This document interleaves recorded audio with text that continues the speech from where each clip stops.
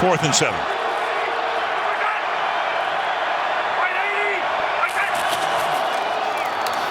Rush 4. Going to the end zone. Picked off in the end zone. Jordan Poyer with the interception. So Duck went for it all. And soccer kick here. Intended for Deion Kane, and Poyer in his 7th year. One-time Cleveland Brown picks that one off. 3rd interception of Hodges tonight. David. Football David. The Dave Dameshek Football Program. Available on Apple Podcasts and at NFL.com/DDFP. Now here's your host, Dave Dameshek. There you have it.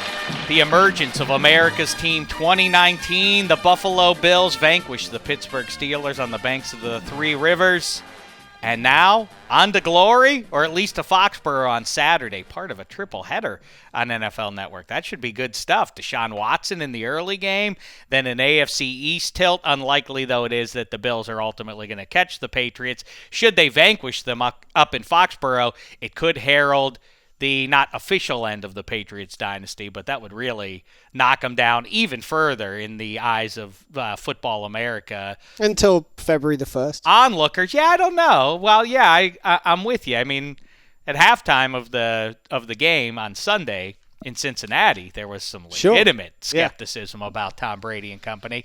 And then the evening tilt is, wait, what's the night game? It's the Rams and the Niners. Another good one. Suddenly added significance, even though the Rams are likely finished. I don't think officially eliminated yet, but more or less. They got a heavy kicking yesterday. Yeah, I don't think they're likely to sneak in. But the Niners on a last-second, that was a crazy end to that game. Austin Hooper seemed to have a touchdown, in my opinion. They took it away, but then they score anyway. They had to review it at great length to confirm Julio Jones' touchdown. And now the Niners fall back all the way down to wild card status, but they still can make good on Dameshek's prediction that they win the division if they go up to Seattle and knock them off. And they can still be the number 1 seed if they win both of those games against the Rams and the Seahawks. Anywho, hi and hello, and welcome to the Dave Dameshek Football Program.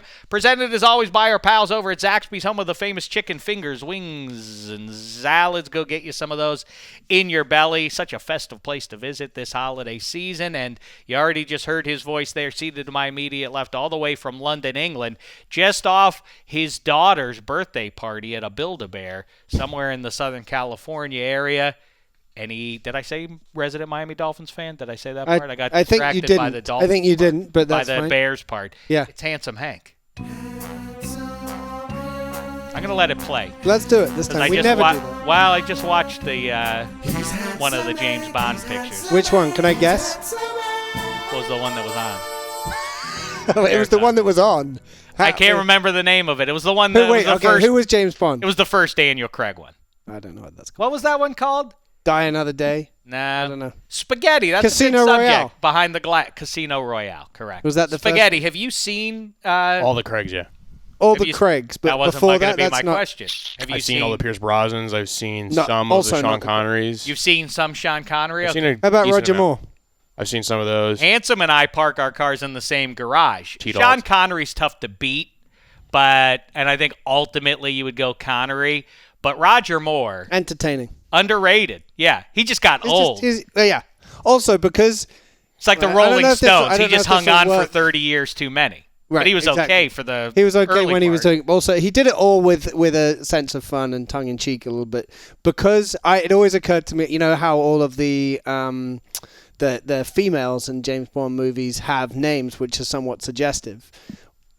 In British English, the name Roger Moore, Roger could be something I else. never Also, made that as connection. always, that's always been something like, this is Roger Moore. Yeah. That's always been something that I've enjoyed. Mr. Bond, meet Pussy Galore. Exactly. You know, like that kind of a thing. Yeah. That kind of, yeah. Anyhow, so Sorry. yeah, there's a new Bond coming out there. I think that's Daniel. I think Craig's there last is. one. But let's talk about the great game of pro football. Let's shall do that. we? It'd be better. I jumped in Sunday Night Football. The Bills went into Heinz Field and they broke what I considered to be one of the feel-good stories. I think everybody was on board that the Duck Hodges story was a good one. But as the curmudgeon Matt Money Smith said, all these feel-good stories eventually People come don't to care an end. about your stories. No, they eventually. In the end, like a feel-good story becomes just like a forgotten story. Yes, the duck Sorry. has crashed and landed at least. I had for a one. lot of tweets last night.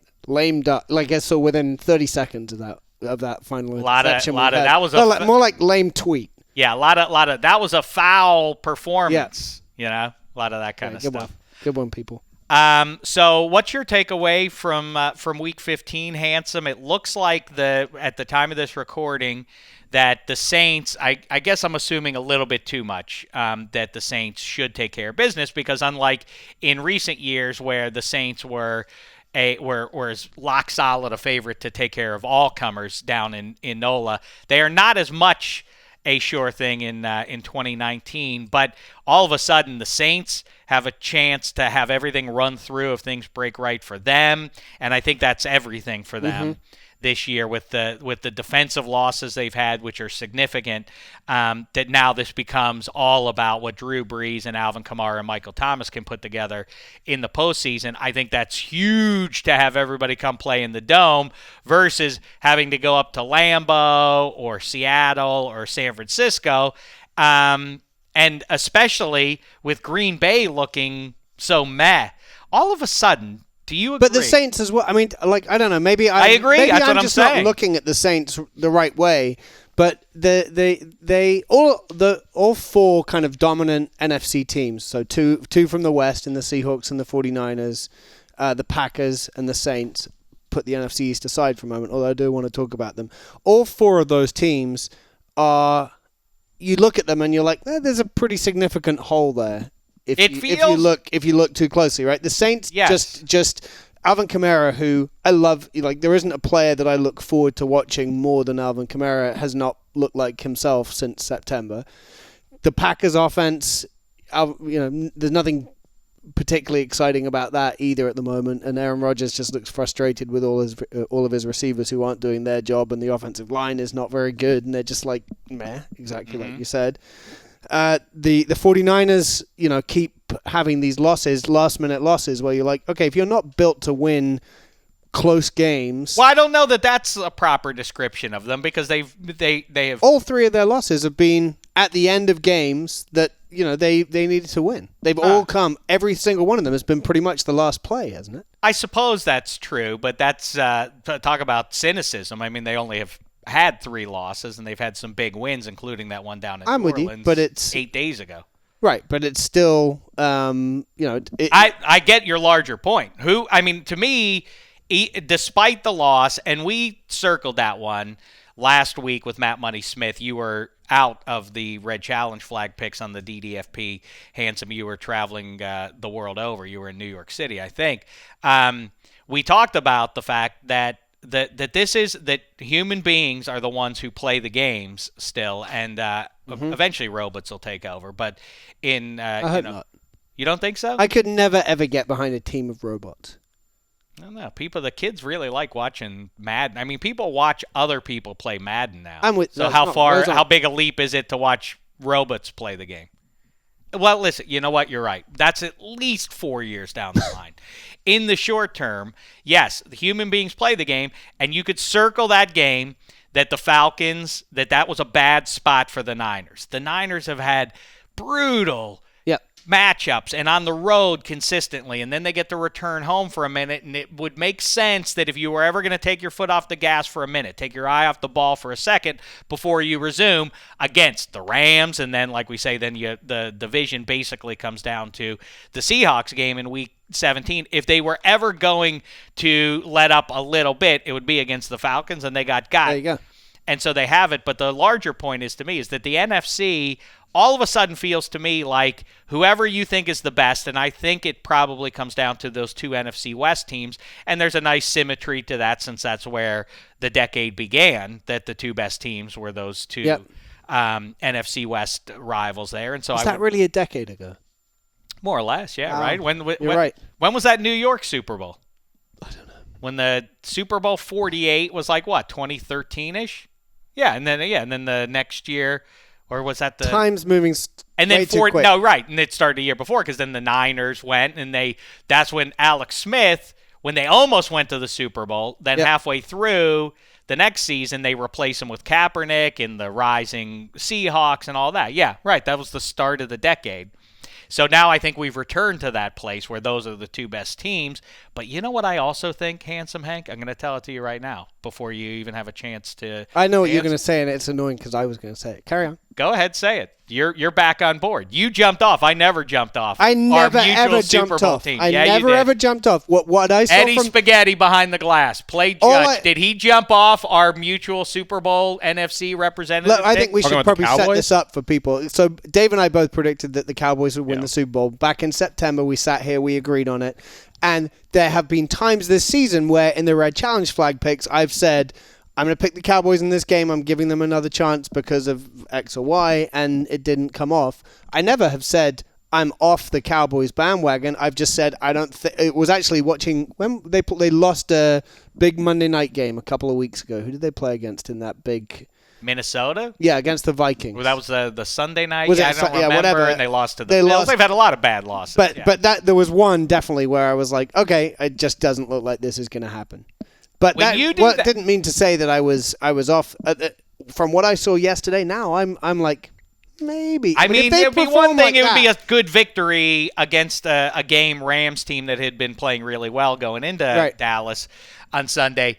Now, though, I mean, they annihilated them and using exactly the formula. that made us think that they could win the Super Bowl. And they've More still than got enough Leighton at Vander pass Esch, catcher. your old friend, to come back and other bits and pieces. I mean, it's still doable. It would be a remarkable story if 6 weeks after Jason Garrett was effectively ushered out of the building in every fan's mind, if he was. What did I tell you? He's bizarro Billy Martin. Instead of the contentious, the never-ending stuff between him and George Steinbrenner when Billy Martin would get fired 7 times a season when he was running the Yankees, this is Jason Garrett is constantly about to get fired, and then right when it's about to happen, that's when the team rallies. I wonder, they must like him, the players, I mean, because I don't see why not. He seems he could just pretty drop off inoffensive. and be like, all right, he's just short-term hit. Well, let's get rid of He's Garrett. just a ginger guy who's clapping on the sidelines. How could you not? How could you dislike him? He's I just guess so.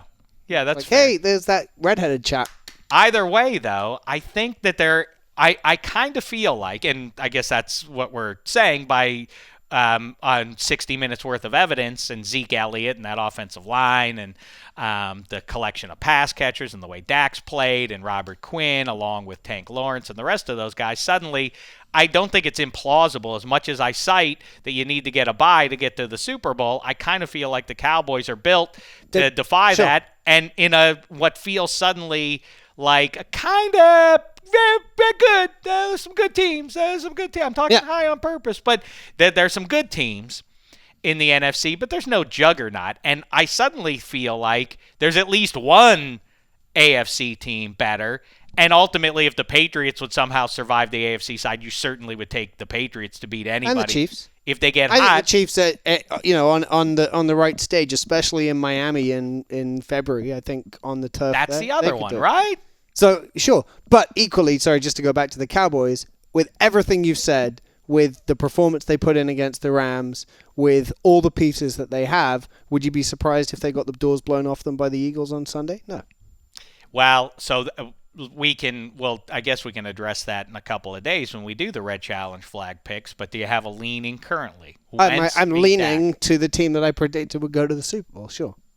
Boy, the Eagles. Why wouldn't I? But at the same time, the Eagles almost lost to the Redskins yesterday. But still, you could easily see it go the other way. Yeah, the Eagles to me, I mean, I guess if they get into the playoffs, how much can you call them a disappointing team? But I mean, in a league with the Browns and the Falcons, I still feel like the Eagles are the most surprisingly junk team that there is, and by virtue of being in a junk division, they can still sneak it out. But I think you watch. Let's see what happens now. The Cowboys, now they don't look back. Now they beat the Eagles on Sunday, and then they're into the playoffs, and then the biggest question for them is which one of those, who do you think is better for the Cowboys if between the Niners and Seahawks to pay them a visit down there in Big D in the wild card round? Either way, I'd say they would. I'd say, and it sounds offensive, I would say the 49ers would be a better matchup for them.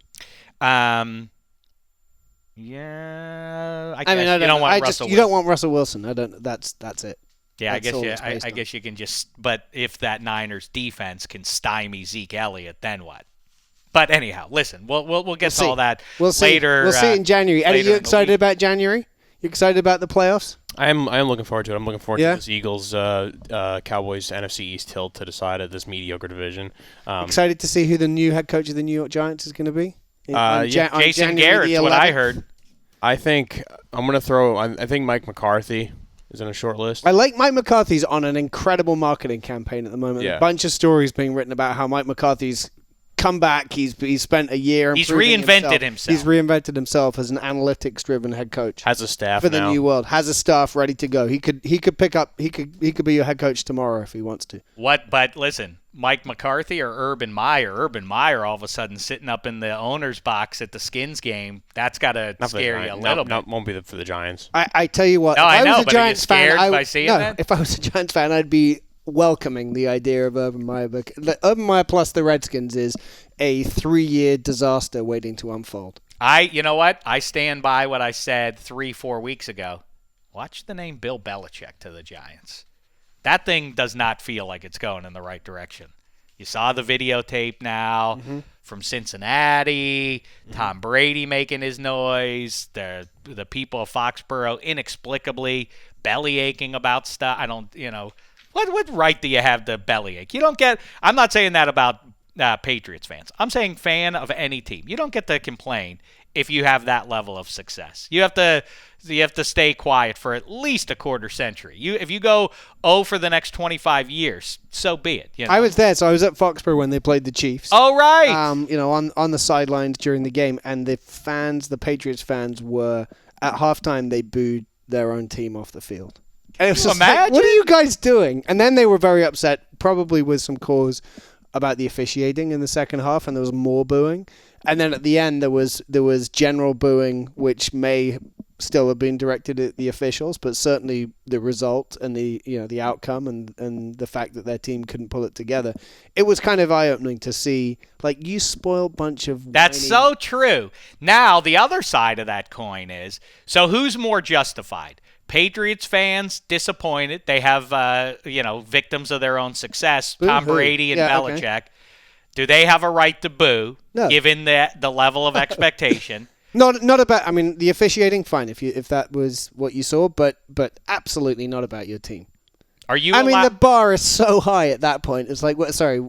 I mean, we're down at halftime against a really good offense, and you're booing your own team. I'm going to send up to Mount Pius, but I feel like, to make this statement, I feel like that this Patriots stuff, this latest video jazz and all that, I feel like once again I've been reminded that they put, inadvertent or not, and I've talked to a few guys now, from Sean O'Hara to Jeff Schwartz. These guys are smart ex-players, and they would understand in 2019 the value of having video of an opponent's sideline. And they say there's none. There's none to it. There's nothing to it at this point that you can pick it up. But also, you're the Patriots, surely that should resonate in your head like, this is weird what we're doing. Like, we could get in trouble for this. Like, the guy may not even properly be employed by it, but that if you're doing something on behalf, then I think it deserves for us to look at it crooked. You cannot claim like, oh, you don't know what you're doing. Maybe there isn't anything, but they should know that they're going to be looked at crooked for this based on their history, right? And the other thing is, I think it puts the fans in a weird spot where they have to summon defenses constantly for their team. These people, it's such a weird legal adjacent kind of, like people who watch a lot of Law and Order suddenly. You know how they understand all the nuance of the law? Yeah. I feel like Patriots fans, they now know all the nuances, all the nooks and crannies of what's allowed and what isn't. No, the precedent is Marty Schottenheimer in 1989 admitted that he, like that kind of stuff. But they're constantly, Patriots fans are jammed into this spot, right? Yeah, it does feel like they find themselves there from time to time. Are you allowed to boo? I've asserted that you should not boo if you are a Patriots fan after. Well, I mean, I don't know how you could say that because you also carry some very, very high bars for your team. You're awfully disappointed when your team has a winning record and just misses out on the postseason, as they might do this year.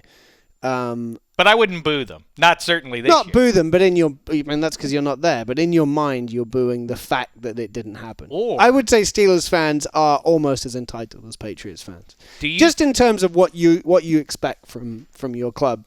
All right, then what about? I don't mean that in what about the way boos that rained down upon Derek Carr and the Raiders as they left the East Bay? I don't think you should ever boo anyone from the Carr family. And that is my line. I agree with that. Stick with it. That's a micro point, but in a larger sense, what did you make of? I don't think they were. I mean, that seems strange that you'd think that they were booing Derek Carr specifically. I agree with that. First of all, the circumstances that their team is leaving Oakland is probably the overriding reason for people to be booing in that situation. Which, by the way, I'm 100% on board. If your team ever leaves your city permanently, probably forever and ever, that grew up there and that you became a fan of because of that, then you have every right to boo. I get it's a weird, bittersweet thing, but, Mark Sessler wrote a nice piece about Fade to Silver and Black, which you can track down. Excellent. But I don't understand.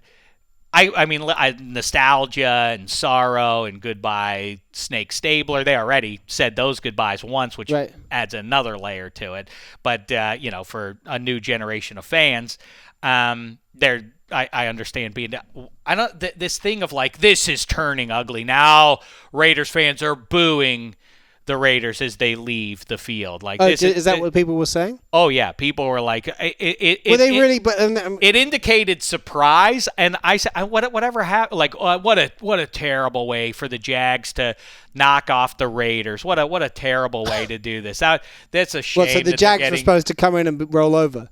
I don't understand if you're a Raiders fan, like you say, if you live in Oakland, what reaction, win or lose or anything, I would go there to boo. That would be my point. I mean, it wasn't in Cleveland when the Browns moved to Baltimore. Weren't they like pulling chairs out and throwing them on the field? But that's right. And that's all they threw. Those fans should boo. They threw like a plate of nachos, and all I saw on Twitter yesterday afternoon was like people getting outraged about there are nachos on the field.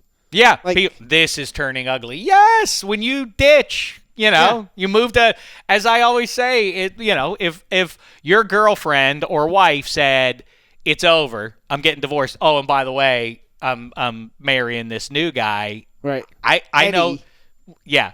Eddie Spaghetti, a younger, fitter version of you. Yeah. Then I would not I would not be like, well, hey, send me your register so I can send you a nice gift. Yeah, exactly. I'd be more than nachos on the floor. I can tell you that much. That's exactly right. What reaction do people want from Raiders fans? They're getting dumped, so that the team goes somewhere else. I have talked to some Raiders fans though who live there, who live up in the Bay Area, who say a lot of people are looking forward to it actually. For sure. So that they can. Go I think to it's Sin super City. convenient. I mean, it's better than them moving to Texas or whatever. Yeah, if they had gotten to San Antonio, you would be unlikely as a Raiders fan to make that journey. Yeah. But you will to Las Vegas. Hey, by the way, before anything else, we already are deep into it.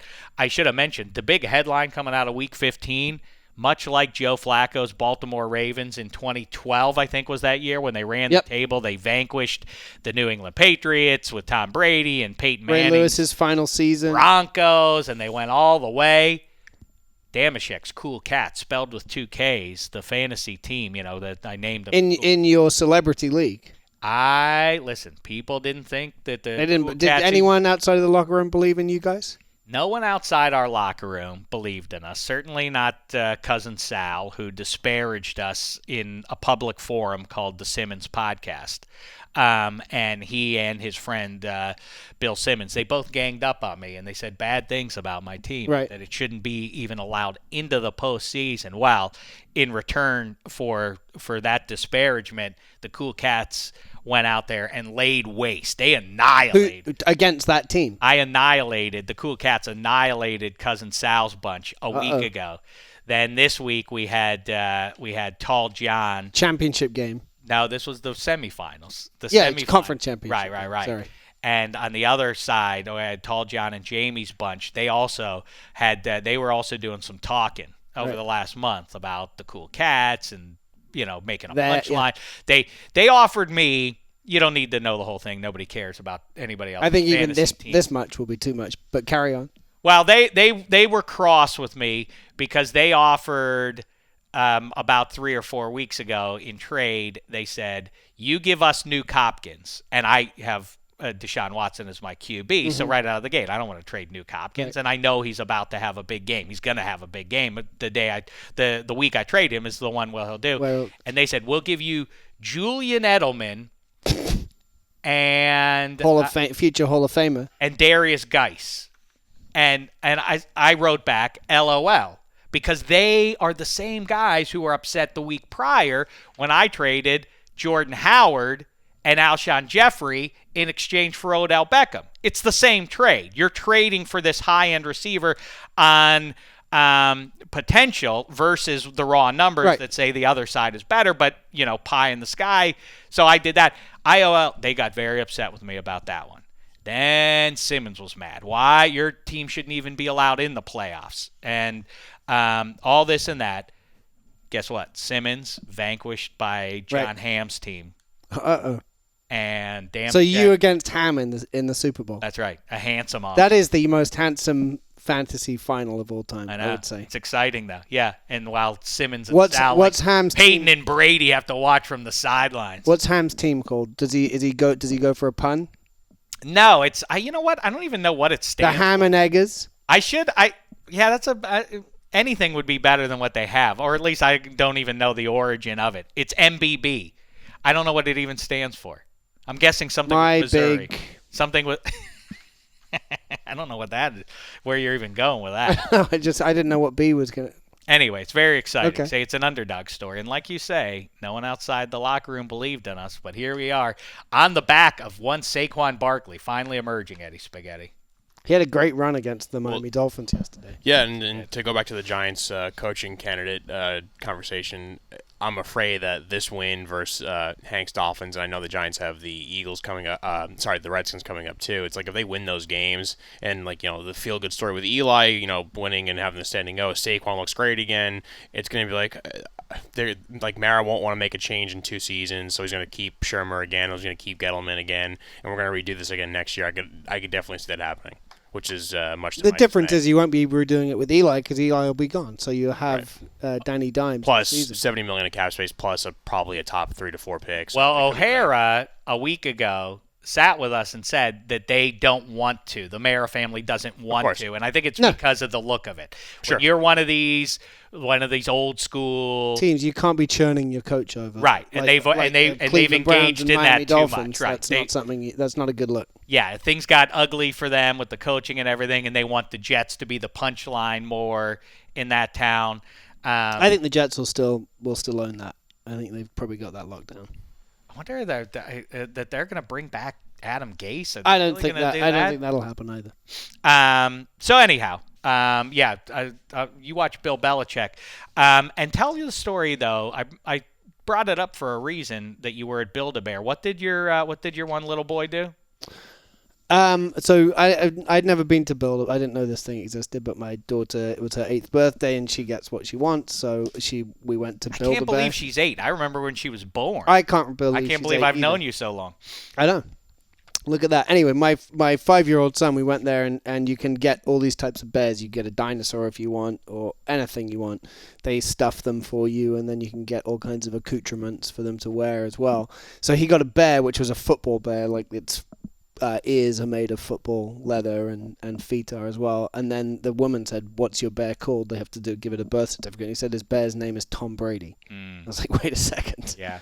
That's not, we're not having that in the house, but he insisted on it, so that we now have this bear that lives with him, even sleeps in his bed, named Tom Brady. Are you gonna do something drastic, like remove the bear? I think it's worth the short-term pain of you being seen as the bad parent, right? Because you don't want that. I mean, that. Well, I think what will be funnier. But here's what's about to happen, Handsome. That it's the worst of all worlds for him, because if he embraces Tom Brady's Patriots, that's about to go away. So he doesn't get to bask in any of the glory of the Patriots. That's exactly it. This will teach him a lifelong lesson. You named your bear Tom Brady at exactly the moment not to name your bear Tom Brady. You became a Patriots fan at the wrong time. So, 20, 30, 40 years down the line, when I'm on my deathbed, and I'm like, you see, you should have listened to me. I think it's a lifelong lesson. Okay, I mean that's to me. I say the short-term play is the better parenting move, and I want to be able to rub his face in this for the next 50 years of my life. I see. So your older boy, is with you. Yes, he's solidly now in Dolphins camp. Yeah, and the two of us for the next 50 years are going to be able to bask in that glory, the upcoming glory of the Miami Dolphins. That seems mean. Doesn't that seem emotionally wrong to do, Eddie Spaghetti? It's like letting your son, like you, more closer to home for you would be like the Giants beat the Patriots. Like, yeah, I'm gonna be a Jets fan though. Like, wouldn't you tell them no, you don't want to do that? I know that and money gets in your case for how you raise your son, but I'd be the same way. Like, he has to be my team. Same thing, even with my girlfriend. Like, she doesn't really care that much about sports either way. It's like we went to the Staples Center to see Rangers Kings. It's like you're wearing Rangers colors. We go to the Giants coming to town here next year. Let's say I'm not sure of the schedule yet if they're going to get the NFC West or AFC West, but like you're wearing blue. Like, there's no switching for the talent. Like, I don't like that. Do you think? Yeah, that's right. But now the Dolphins would appear to be tracking. This is going to be a more optimistic situation. Yeah. But where do you come down now, Handsome? Now, post Week 15, we've discussed this periodically over the course of the 2019 calendar year. Where do you come down now? Chase Young, at most recent report, is now debating coming out at all. I think he will come out, but let's say he doesn't. Now you have Tua. Even if he says he doesn't know yet. He says even if he came out, the Dolphins are going to pick probably fourth, right, in the draft. I think potentially they could get earlier if they lose this week against the Bengals. That would really change things. But they're going to pick about fourth.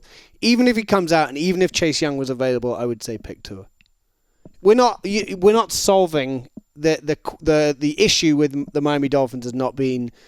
I just wish they'd had a pass rush for the last 20 years. It's about the quarterback. They've got 3 first-round picks this year. They got 2 first-round picks in 2021.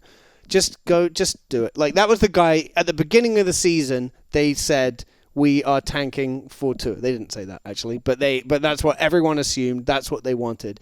Everything has changed. Obviously, first of all, they won more games than anyone expected. Isn't that the lesson? Secondly, Tua has got injured and may go into next season being unavailable. Although hopefully Ryan Fitzpatrick is still there. But I just do it. Just pull the trigger on that guy. I guess, but don't try and get smart, because they also pick with obviously the Steelers pick and the Texans pick. You don't wait until maybe he's there with the 20. Whatever second pick in the draft, just take him. And if that's the guy you wanted at the beginning, that's still the guy you want now. I know, but don't you think? No. Listen, first of all, I always talk about the loser bowl. Short of the loser bowl happening, and now it really should be a tournament. It can't just be the 2 worst teams playing one another for the first overall pick. Now maybe it's 4 teams playing a 2-round tournament to establish who gets the first overall, to dissuade anybody ever again from doing the tank business. They didn't do the tank business, but didn't the Dolphins make the case better than any of my ideas or any NBA lottery or anything else could make it for you? Dolphins, the football is a contact sport. Ergo, injuries happen to college kids and to pro guys that then alter the way you perceive things. And if Tom Brady leaves, let's say Tom Brady, it's done. And if Tom Brady comes back next year, I guess he could rebound and have a better year. And, I don't know what the Patriots end up doing. But either way, it does certainly feel like the best of the Patriots dynasty has already come and gone. And here comes Josh Allen and the Bills, a really young, talented team. Adam Gase doesn't wow me, but Sam Darnold and the young pieces they've assembled there. And now the Dolphins, it feels to me like... What are the young pieces? That's the point. Why did they...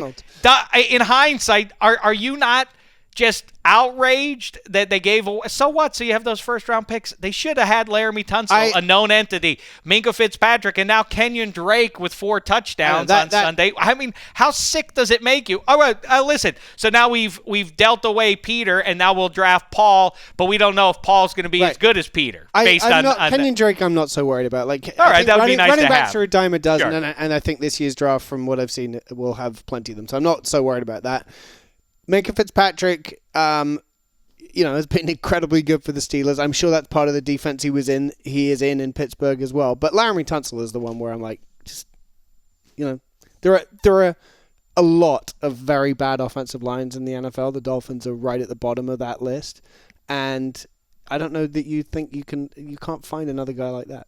Yeah, and they could have afforded Laramie Tunsil. Yep.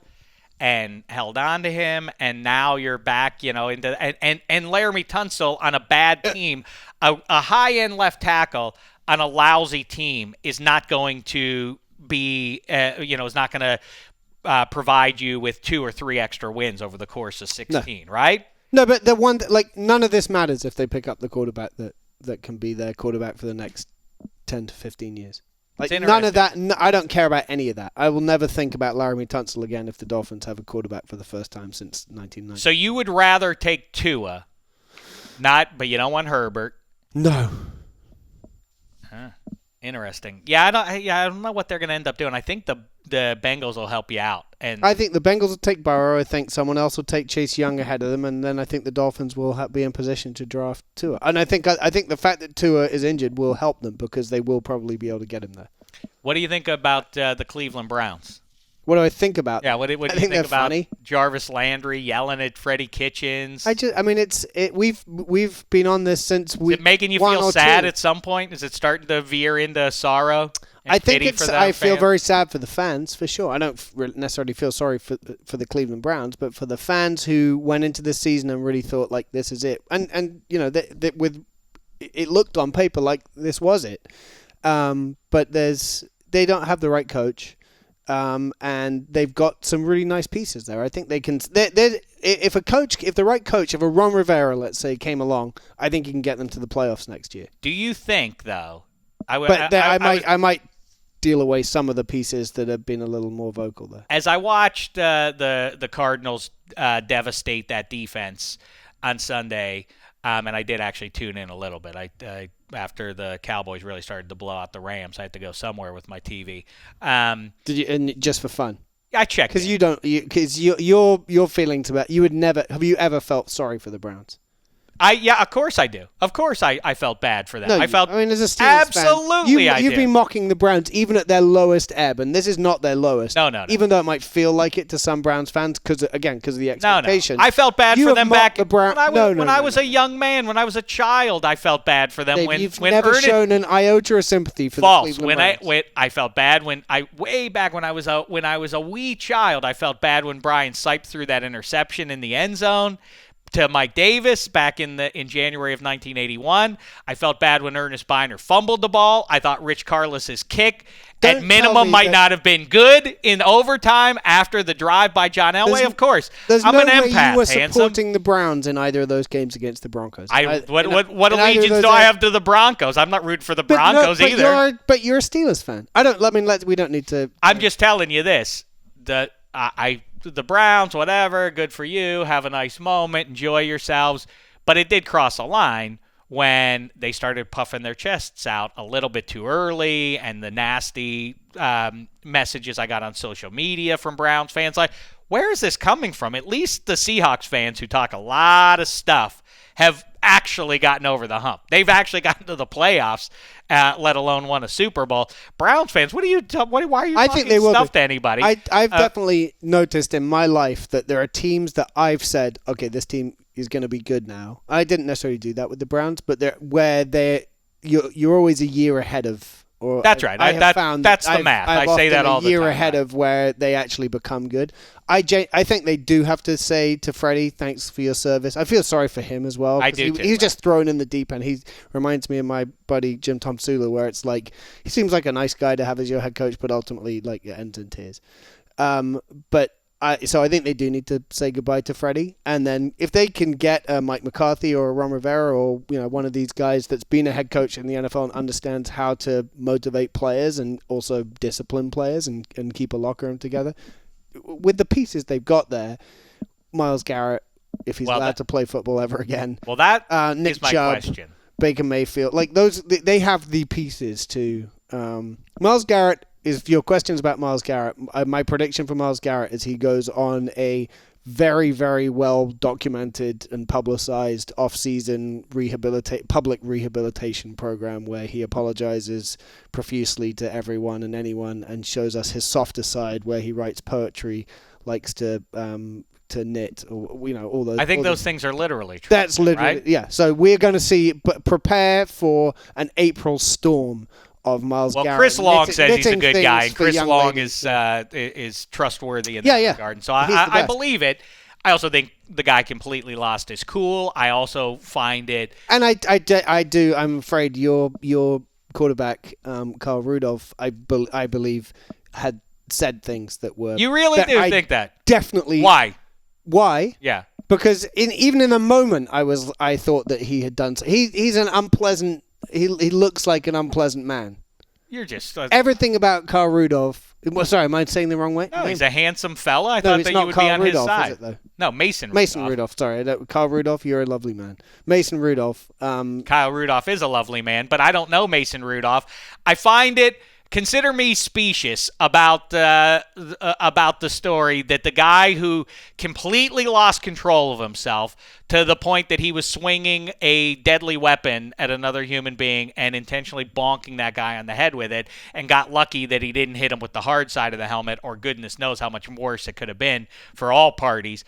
That same guy who couldn't control himself in that moment, 20 minutes later in the locker room, was able to gather himself sufficiently to say, well, I know what I heard, but it's bad for the league if I say what he said. I'm gonna be selfless here, and I'm gonna say this isn't good if I tell. And then the next day I'll read an apology to Mason Rudolph, even though I know what he said. And again, I'm the guy who completely lost control, but I'm gonna wear it, and I'm not gonna say anything to anybody publicly. And then 3 weeks later, it will come out what actually incited that. That feels a little sketchy to me. Either way, that's not the point of my question. Okay.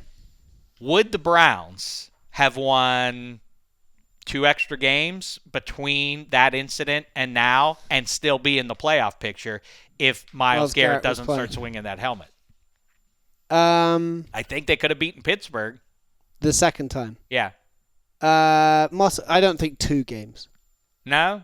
No, I mean things. I accept that was the catalyst for a lot of things that happened next. But it sounds like Odell Beckham was already, telling people to come get him after, But by the time I don't know, man. Anyway, that's a good question, ain't it, Spaghetti? If Myles Garrett, it doesn't do that, it doesn't get suspended, because that was really the big event. That was the that's the moment that they haven't been able to recover from. I mean, that should have been, as all their players said after the game, that should have been the moment where everyone was like, yeah, see, this is real. We've come and we've taken down our biggest opponent, our biggest rival. I can't think of it off the top of my head. I should be able to recite it for you. But so they beat the Steelers, then they beat the Dolphins, then they lose to Pittsburgh, they beat the Bengals. So then. Yeah, I guess it wouldn't be that different. I thought that was a better question than what it was. But I don't could they have beaten the Cardinals? I mean, the big game is they lose by a touchdown to the Steelers. I think they win that game against Pittsburgh. Just because Myles Garrett's on the field. Myles Garrett's their best defensive I know player. He's their best player, period. So I think it stands to reason that especially if you put them in the same spot, they get up 10 points and all that kind of stuff in Heinz Field if that game tracks in the same way it did when it actually was played. They win that game. The Steelers are finished. Browns, if they are actually on a roll, do they go down to Arizona and lose that game as they did on Sunday? I don't know. I think that was a massive moment in at least the AFC North. Anything else, Handsome? What else should we talk about here? Or do you want to? Or should we move on? How long we got here, Spaghettis? We got about 45, right? Close. Your closest guess probably ever. It's 42 minutes. Oh, yeah. Why don't you choose one more? Okay, let's talk about food a little bit. Let's talk about some food. Okay. I thought in the nachos piece that we talked about, we'd already covered. Oh, we covered. Now it's time for the food block presented by Bon Viv Spike Seltzer. What would you throw onto the field, Eddie? What's the food that you like? Eddie is well known for eating practically anything, like a human trash can. We don't encourage you to do that at any right, game. We don't. But if you, what is the one food that you? No, Eddie. Well, that's encouraging it. If somebody threw food on the field, okay, go ahead. No, but my question is, Eddie eats practically anything. Yes. And we've heard a lot about it. Right. What is the one food that you would actually be like, okay, I don't want to do this because I'm still hungry, but I'll throw this on the field because I don't like it? Well, what's a food that Eddie doesn't like? That I don't like. That you would get at a ball game. Not at a ball, just anywhere. Like, what's a food that you could? It's more a way of. But okay, Dave, this is what I'm trying to do. I'm trying to ask a question what food Eddie doesn't like, but I was trying to package it up as something that relates to what just happened in the NFL. I failed in that because you've both had to ask me. I have a grocer, and I think semi-realistic direction for the spirit of what you're asking. If I may throw that out there, 2 things for him to ruminate on. Okay. Let's say some ne'er-do-well throws food onto the field. You're on the grounds crew. Mm-hmm. Which food would you consider eating? Oh, any you would like a hot dog or a sausage or something like that. Whatever, yeah, for sure that. Yeah. You would eat a hot dog off the floor, off AstroTurf, not actual natural grass. But you don't know where it's. You just saw it. You've seen it come out of the crowd, and then you're like, "I'll eat that." Oh, like out of the aluminum wrapping. No. Yeah. Out of the aluminum wrapping, and someone. Well, it's not going to be a perfect wiener. It's not going to be. It's not a perfect wiener. If it's not bitten into, I'd think about it. Because then I would just assume that somebody bought it to throw it. Then it's like, oh, it's clean. It's just, I'm a big, like, sausage, brat. Would you eat nachos? I never order nachos. It's not a filling thing for me. I like something with more, more filling. I would be like a chicken, chicken tenders, cheese. You know what we should do? The three of us before, but either before the holidays, which seems unlikely, or after the holidays, or after the season. Some point, let's go to Wurstkutscher, and let's order each other a sausage. Oh, that's a nice tradition. It's a nice tradition because I can say, Eddie, you're going to get the rattlesnake and apple one, right? Or Dave, start of a nice new tradition. You're going to get the duck and whatever. Excellent. I'm all for that. Okay, I love that let's do it. Handsome, is there any food stuff that you could find thrown down onto a football field that you would pick up and eat? No. Can I tell you something? I don't want, like, if it's I just don't like the idea of that. No. Can I tell you something now that it's in the rearview mirror by several years? I once, when I say football field, the most important stage of them all is, of course, the Super Bowl field. And I think it was in Santa Clara. I put a coin on the field at about the 10-yard line of the Super Bowl. Pre-game. Yeah, to see if it could survive all the festivities. What denomination of coin? It was a penny. Right. Yeah. Just for the record, our boss saw me do it. So in case you're feeling like I should report this to an authority. Right. Too late. An authority watched me do it. And? He laughed. And? It wasn't there. Wasn't there by the end of the game. I was disappointed. It wasn't. Who do you think picked it up? Which sideline was it on? I think it was, I couldn't tell you. Oh, whose sideline? Which team's sideline? You don't think like Terrell Suggs was like, ooh, thrifty? Well, no, it was the Santa Clara Super Bowl, so it was the Panthers-Broncos Super Bowl. Right. I don't know who. I wish I could have just stared at it. I wish there could have just been a locked-off camera on it, time-elapse. Elvis Dumerville who comes over and flips that. I'm going to have that. Was he on that team? No, I don't think so. I don't think he was either. By he was then, also I on think the he'd been Ravens, faxed away. Yeah. All right. Good times, I think, right? I think this was fun. Good impromptu show. Thanks to Handsome Hank for showing up to do it along with us. Eddie Spaghetti back there behind the glass. Good to see Eddie. Do we have Matt Money Smith coming up this week? I think we got the full gang on the Wednesday show. And Yeah, then, we're coming down to let's the make home some stretch. picks. Yeah, we'll make some Who's picks. Andrew Raby last week once again got everyone's picks wrong, Yeah. which was embarrassing for him. I laughed a little bit. I from my love- hotel, but he's you know the what I keeper did? of the Red You know what I Challenge did? flag picks. I purposefully did not join in the conversation because I didn't want to get myself in trouble with Andrew, who gets upset about my contributions to any conversation about him. What I would say is he's obviously done a fantastic job, but I think my record's better than any of you guys. I think if it was, I would like to see it as a percentage of correct picks. I did. I thought I was gonna finally prove my late season dominance when I won the first three. The Steelers came up short. They let me down. But I did predict that Texans win. That was a big one for them to get. And now, for those Can people I who are say what my following- picks would have been last week, and then can Andrew just put them in there? Okay, I'll allow it. I would have picked the Bills, Yeah, the Texans. Yeah. What other games did you do? I don't remember. You got to just throw out. How about this? You can look at the Tell slate us and tell us what the final score is of the Monday Night Football game, and we'll put in all your picks. Saints 26, Colts 17.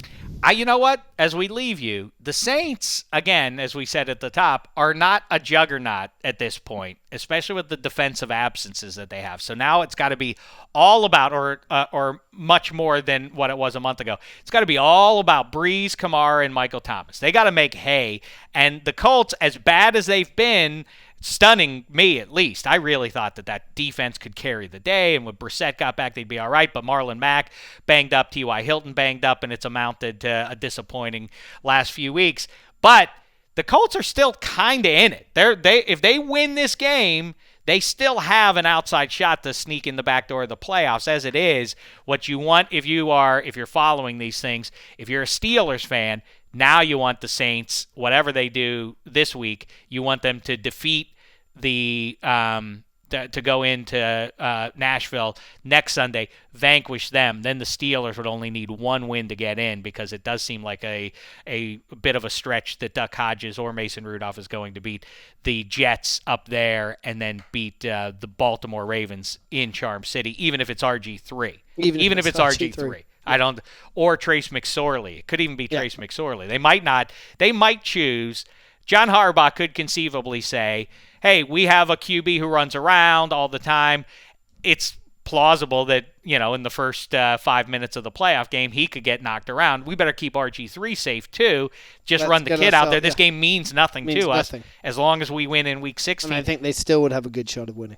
I think they still would. Well, that's the way the Steelers are. Anybody who's disappointed, by the way, in the Steelers should, I disparage the Patriots fans for booing. You cannot be disappointed that a free agent rookie kid threw 4 picks or whatever else. It was never going to be that way. The Steelers either will turn you over and score with it, or defensively, or else they will not win games. That's the way it is. Exactly. That's it. They didn't do that on Sunday Night Football, and that's where we. Did I hear correctly on the broadcast that Ben Roethlisberger is not going to shave his beard until he is able not to throwing throw it a for ball 2 more again? months? Yeah, I don't know. That's the big. I don't think that's a good idea. Quick news item that may affect the playoffs. The Chiefs claim Terrell Suggs. Not sure how much he has left, but for a team that needs pass rushers. Interesting, and he said he's not going to play because he wants to go to the Ravens. They probably did that to block him, right? To block the Ravens from picking him up. Interesting move, but what if Suggs actually Maybe if he's up? I said that because I want to go to the Super Bowl. So now I'm going to show those Ravens. That adds something to the picture, man. And all of a sudden now, as much as I've been down and skeptical about the Chiefs, Patrick Mahomes gives any team a chance with Tyreek Hill and Kelsey and Mecole Hardman. Man, they can just stun you. I could see them. That's the team that I'm sure, even more than the Patriots, I'm sure that the Ravens don't want to see. That's the one that probably is like that game, we could start that game, and it could be 14-0, it could be 21-0, and there could be 10 minutes left in the second quarter, and Lamar Jackson would need to rally us, and we're not built to pull off that kind of a rally. I could absolutely see that happening, right? Yep. I don't think it will happen. I think the Ravens go to the Super Bowl. Anyway, we'll And figure beat it out. The Cowboys. That's right. In about 48 hours. Who was my Super Bowl team? Spaghettis, do you remember? It wasn't the Ravens, that's for sure. I can't remember. I have the Cowboys going from one side. It wasn't the Chiefs. It wasn't the Patriots. Shame the devil. Texans. Chargers? I think it might have been the Chargers. I'm glad that's at the end of the show. Yeah. So that No one will have heard that. Yeah, if you heard that, send us an ear, but I trust that you respect me too much to send me that ear. All right. Thanks so much, Handsome Hank. Appreciate the Thanks, time. Dave. Eddie Spaghetti behind the glass. We'll be back with more hooey and applesauce for you with Matt Money Smith, voice of the aforementioned Los Angeles Chargers.